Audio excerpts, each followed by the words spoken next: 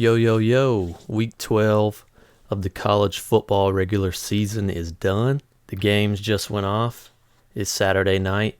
We're going to get into a tier list for the top 25 teams, judge how they performed. So let's get into it. All right, number 1, Georgia playing Charleston Southern. Not a lot needs to be said about this game, besides the fact that Big Jordan Davis lined up his running back and got him a 1-yard touchdown run, which is pretty great to see. Big man touchdowns, everybody loves those. So Georgia wins 56-7. Absolutely dominated this game in every aspect. Charleston Southern's only touchdown came off of a weird play. Charleston Southern threw an interception.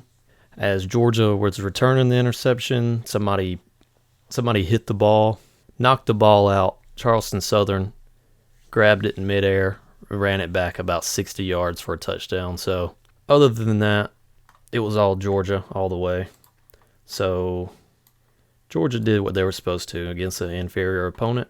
Number 1 team doing number 1 things. All right, number 2, Alabama playing number 21 Arkansas at home. Alabama wins 42-35.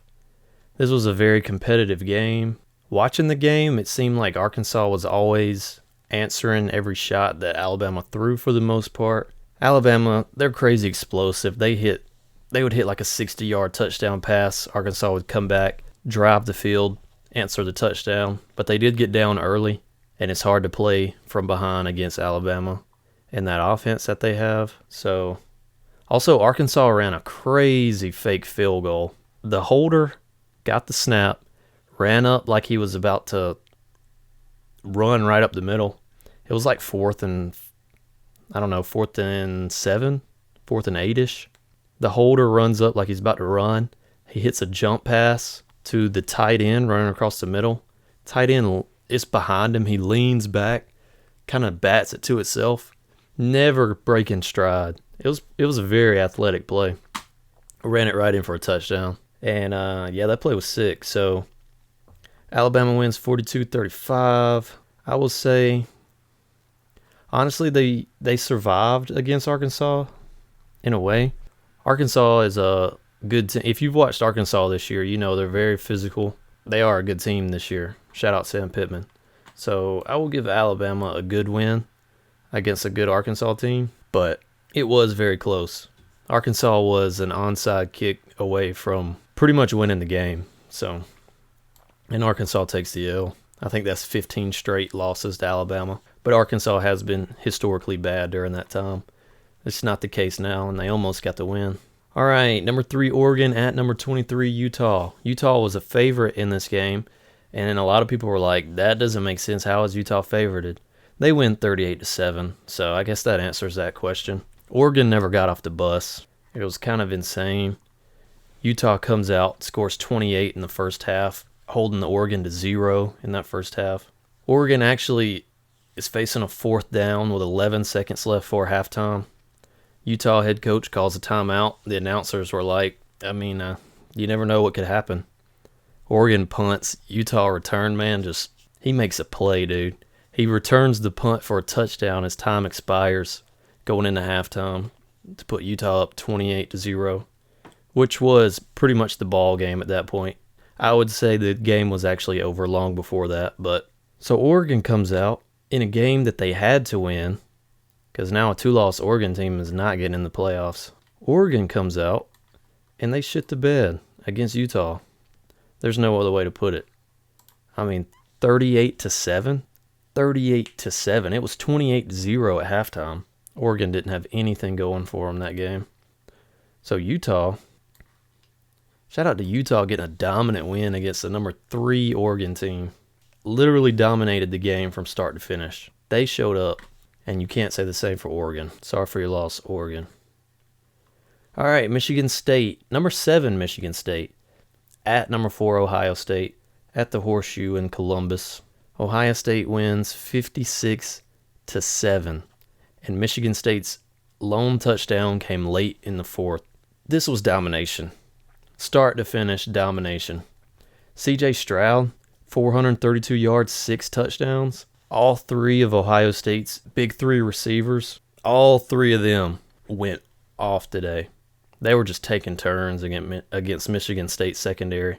I will say Michigan State isn't as bad as they look today.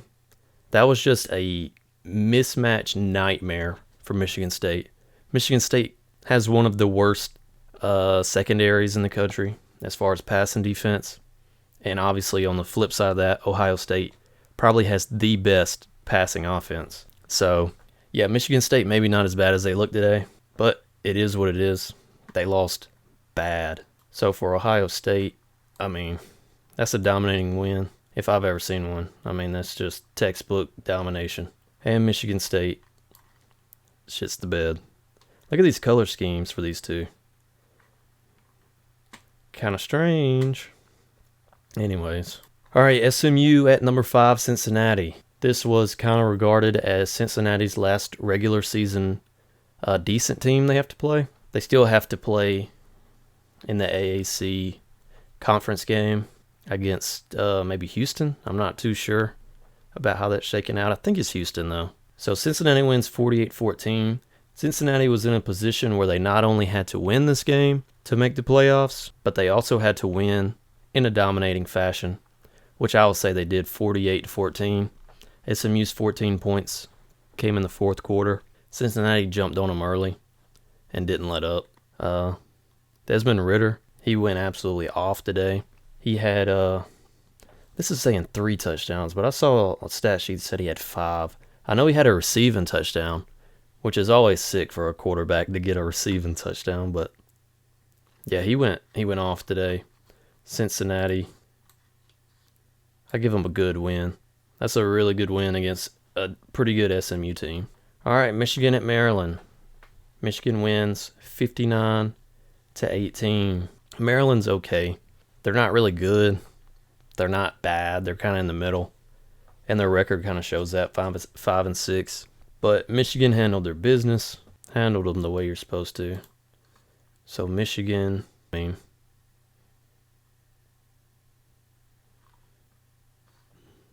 it was a conference game. I give them a decent win. Not bad at all, Michigan. Big game coming up next weekend. Huge game. All right, Georgia Tech at number 8, Notre Dame. Big goose egg on the scoreboard for Georgia Tech.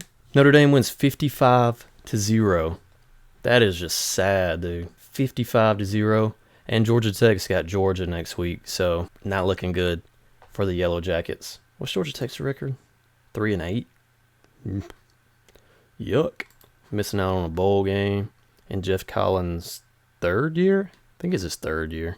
So Notre Dame, let's see where I would put that. Good win, did what they were supposed to do.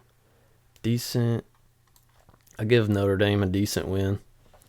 Georgia Tech is terrible, so I'm not faulting Notre Dame at all because they handle business, man. They destroyed Georgia Tech. All right, Oklahoma State at Texas Tech. This game just went off not too long ago. Oklahoma State secured the shutout. Texas Tech was trying their hardest at the end to get some points on the board, to get a touchdown. It didn't work out for them. They turned it over on downs. So Oklahoma State wins 23-0, and they will enter next week's game against Oklahoma with the 1 loss. Both teams will have 1 loss. It's going to be a huge game. A lot of big games coming up in rivalry weekend. So Oklahoma State, is that a good win? Is that a decent win? Oklahoma State, you get a good win. I hope that prepared you for next week's game. All right. Wake Forest at Clemson. Clemson wins 48-27. So Wake Forest comes into Death Valley and gets their second loss, but it is only their first ACC loss because the game with North Carolina didn't count as an ACC game due to technicalities. Yeah, Clemson gets the win 48-27. Clemson is the sneaky 8-3 team. If you think about Clemson, it feels like they've lost like 5 or 6 games, but they're sitting there at 8-3, and they're still alive in the ACC for their division. So we'll see how it shakes out. I think they need Boston College to lose next week. No, I think they need Wake Forest to lose to Boston College next week. I'm not really sure. But anyways, Wake Forest losing 48-27 to Clemson, to this year's Clemson. Yeah, bro, you shit the bed for sure. Sorry for your loss. Number 11, Baylor at Kansas State. They win 20-10. Very low scoring game, especially for a Big 12 game. But Baylor's been showing out. They're still alive. They're still alive in the Big 12. So, and Kansas State is a good team. So this is definitely, to me, a good win for Baylor. They need to handle their business next week, and I'm not really sure how the Big 12 is going to shake out because they don't have divisions. So they take the top 2 teams, and if there's a tiebreaker, they go off margin of win to figure out who's the top 2 teams. And Oklahoma and Oklahoma State play each other next week. I don't know. It's kind of confusing, but so I'm not really sure who Baylor should be pulling for in that game. But they are still alive for the Big 12 championship game. So they needed a win, and they got it. So shout out to Baylor. All right, Ole Miss taking on Vandy. Ole Miss wins 31-17. Vandy is the SEC floor mat, door. I don't know. Vandy's terrible is what I'm trying to say. And, I mean, every team in the SEC just takes turns basically practicing against Vandy. I mean, they were 0-7 in the SEC this year, which is usually the case every year. Just how it is. Vandy's good at baseball, not so much football. So, my only gripe about this for Ole Miss is you should have beat them by more. 31-17. So, for Ole Miss, you still get to do what you were supposed to do against Vandy. But, I mean, come on, man. Show out a little bit. Get a little fancy on them. Yeah, shout out Ole Miss. Iowa State at Oklahoma. This was a good game, very entertaining. It got very interesting late with Iowa State being down 14, bringing it in within 7, and having a chance to tie the game or take the lead if they went for 2. But that didn't work out. Also, another big man touchdown in this game. Redmond, scoop and score touchdown. Big number 31. So you love to see it. Shout out to Redmond. Shout out Oklahoma.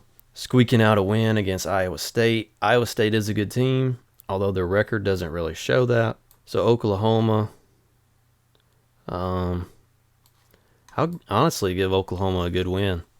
Got a huge game coming up next weekend. I don't know if they're really in the playoff picture. They're kind of on the fringe. They're kind of right on the edge of being like out of the playoff contention completely. But they're also, I mean, you get a Big 12. Say they win the Big 12 and they only have the 1 loss. It's going to be really hard to overlook Oklahoma, as much as the committee has kind of been disrespecting them a little bit. But yeah, Oklahoma, if they win the Big 12 with 1 loss, I mean, you got to respect that. So Oklahoma's still alive, I believe. Shout out Oklahoma. Huge game next weekend. All right, BYU at Georgia Southern. They actually traveled to Georgia Southern, Statesboro, which is kind of strange. You don't see, I don't know. BYU's weird. Not going to get into it. BYU wins 34-17.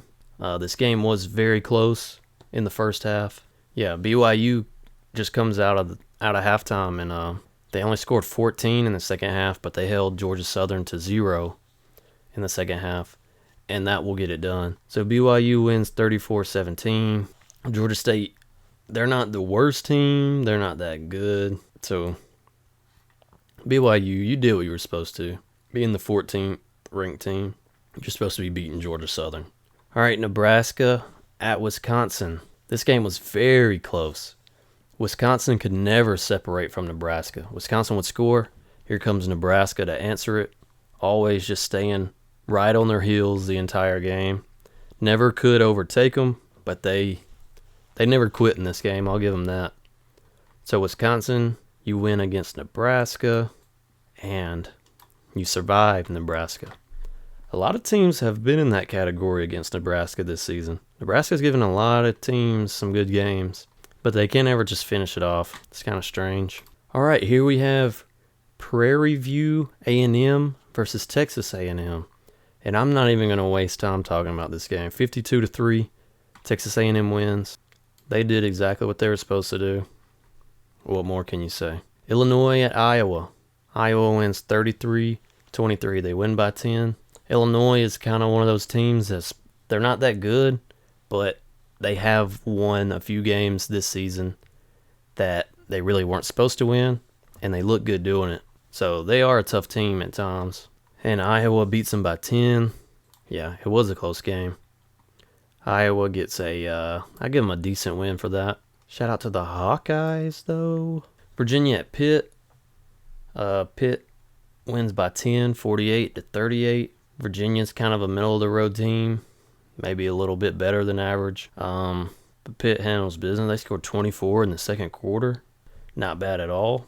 Yeah, so even though Virginia lost, look at their quarterback's numbers. 487 yards and 3 touchdowns. It's insane. But look at this receiver for Pitt. 202 yards, 4 touchdowns, 14 receptions. Jesus. So yeah, Pitt beating Virginia. That's a good win. That is a good win for Pitt. And they close out the season against Syracuse next week. And speaking of Syracuse, they played NC State. And NC State whooped them 41-17. NC State scored 28 in the second quarter. NC State's playing some good football this year. I mean, look at the quarterback. 303 yards, 2 touchdowns. Not bad. So, and Syracuse is kind of an average team this year. So, NC State, I'll match them with Pitt. I give them a good win. Shout out NC State. All right, we got UAB at UTSA, the Roadrunners. Really good game. UTSA wins 34-31. UAB has a really good team this year. Yeah, and I mean, UTSA is just playing really good football in their conference. They're 11-0, one of only 3 teams in the country that's undefeated. So, yeah, shout out to the Roadrunners, man. Best mascot in the game. That's a good win for them against a good UAB team. Shout out to them. Mississippi State took on Tennessee State, and they win 55-10. What more is to be said about this game other than they did what they were supposed to? So, yeah. All right, from Friday, we had San Diego State taking on UNLV. And this was a very entertaining game to watch on a Friday. San Diego State, the Aztecs, win 28-20 against UNLV. This game, they should have won by more. UNLV has 2 wins all season, which is not great. I don't have to tell you that. So, yeah, San Diego State wins. Shout out to them for that. But they did survive. The game was too close. Far too close. And here we go. We have Memphis at number 24, Houston. Also a Friday night game. Houston wins 31-13. And Houston moves on to 10-1 in the AAC. And if I'm not mistaken, they're going to be playing Cincinnati in the championship game, which will be a really good game and a huge test for Cincinnati. I mean, they've already been tested all season and past pretty much every time. But why not test them one more time before making the final decision to put them in the top 4? Just test them one more time, just cuz. So yeah, there you have it. That's your tier list for all the teams ranked in the top 25, whether they won, which a majority of the teams did, or lost, which was 4. I'm going to double check that. Yep, that was 4. So yeah, 4 top 25 teams lost this weekend. Maybe there'll be more next week. Who knows? Big rivalry weekend. Rivalry weekend. So yeah, there you have it. Later.